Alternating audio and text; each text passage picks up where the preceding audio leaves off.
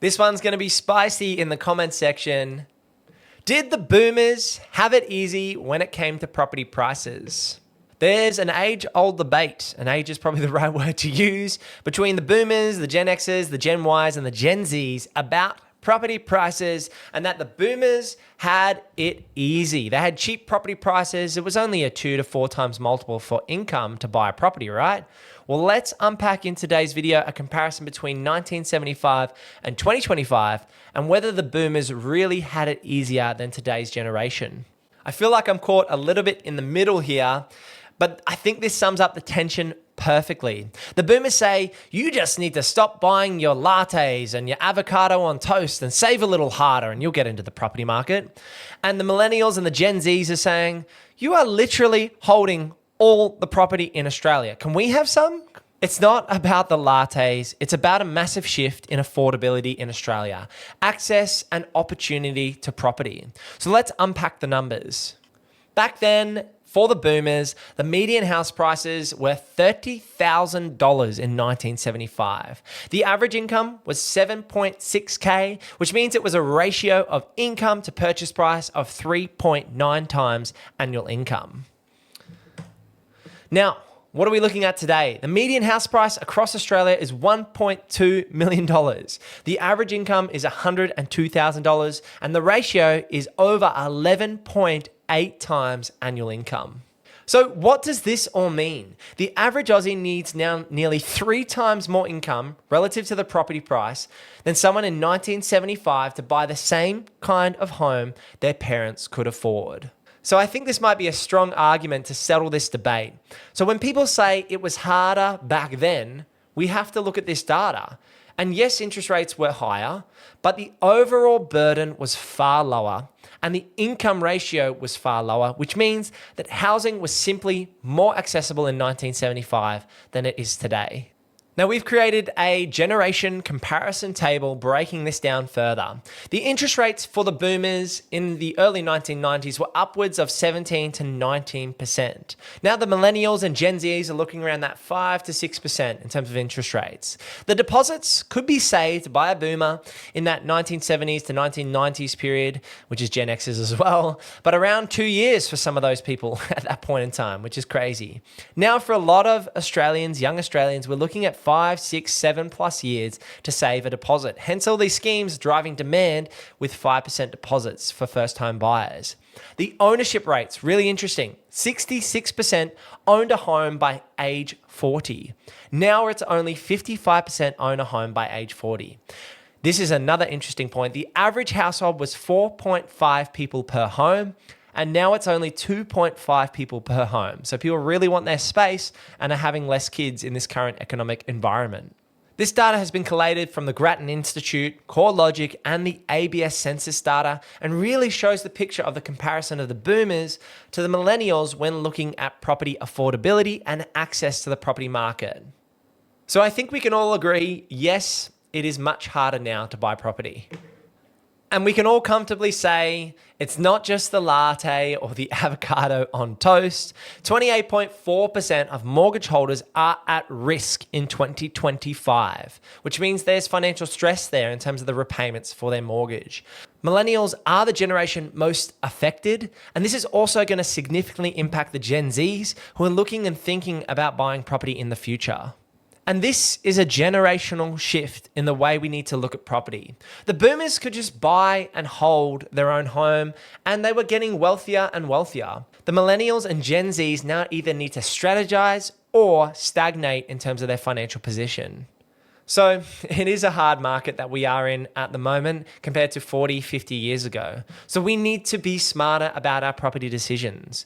Can we add value through renovation or rental uplift? Can we rent out some rooms? Can we borrow smart? Can we use equity buffers and structures, potentially trust structures as we get more advanced? Can we use the 5% deposit schemes that the government's giving out right now, renovate and then rent out rooms down the track? There's lots of different unique strategies.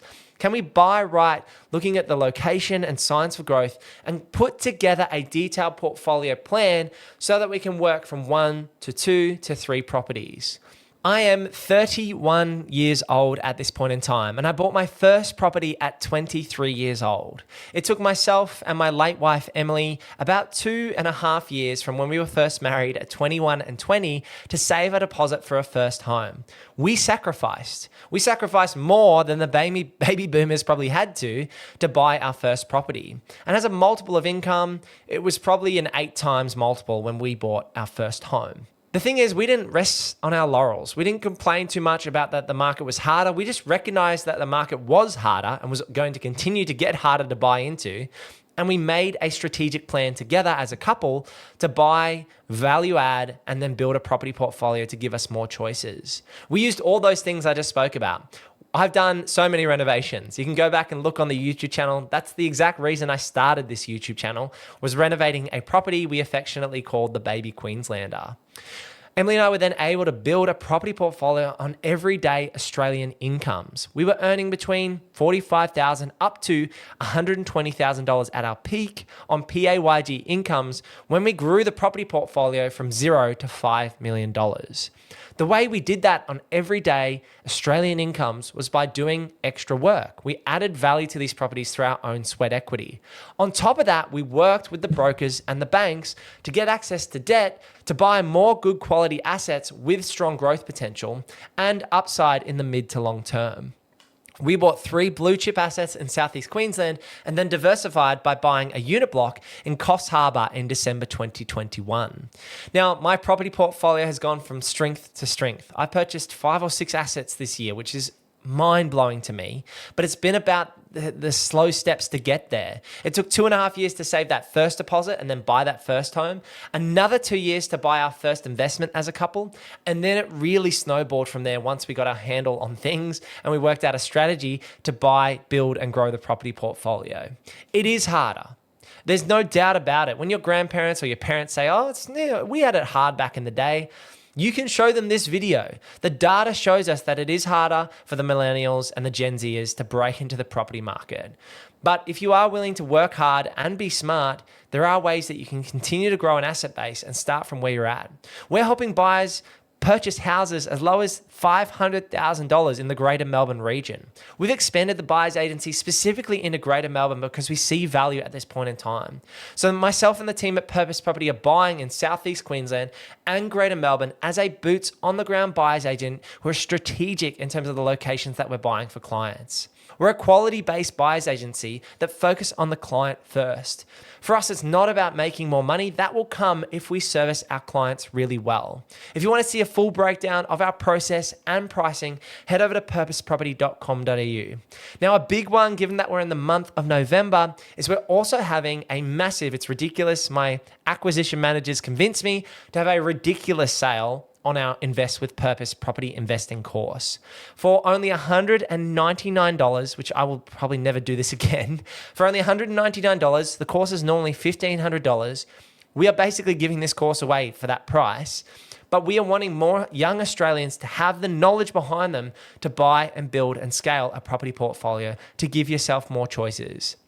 Now, is it going to be easy? No. Is it going to be quick? No. Is it going to be worth it? Absolutely. I can tell you, unfortunately, losing Emily to cancer in late 2024, that we did not regret spending our 20s as a couple with a shared vision to grow a property portfolio so that she could have potentially been a stay-at-home mum and so that I could have flexibility with my work hours and my lifestyle into my 30s. Emily passed from ovarian cancer, unfortunately, in December 2024. And it's heartbreaking. But as a Christian, I have a hope for a future. And so I don't regret making these property investment decisions with her in our 20s because it means that I can structure my business in a way that we genuinely help people. And it means that I can go pick up my boys early from daycare. And I can do these amazing projects. And I'm building 4 houses in Southeast Queensland at the moment in the Ipswich and Logan regions, which are going to add housing supply in areas where people need more housing. And so I'm excited about the ability to create wealth through property investment and development. And I believe that you can do that too. So if you've got any value out of this video, head over to purposeproperty.com.au, buy the course, sign up for the buyers agency, or just drop a like on this video if you can go out there and do this yourself. And if you're interested in more things, real estate, renovating, and financial freedom, give this video a click right here. That's really, YouTube reckons that's the one you need to watch. So give it a click. Thanks for sticking around. I'll see you in the next one. Peace.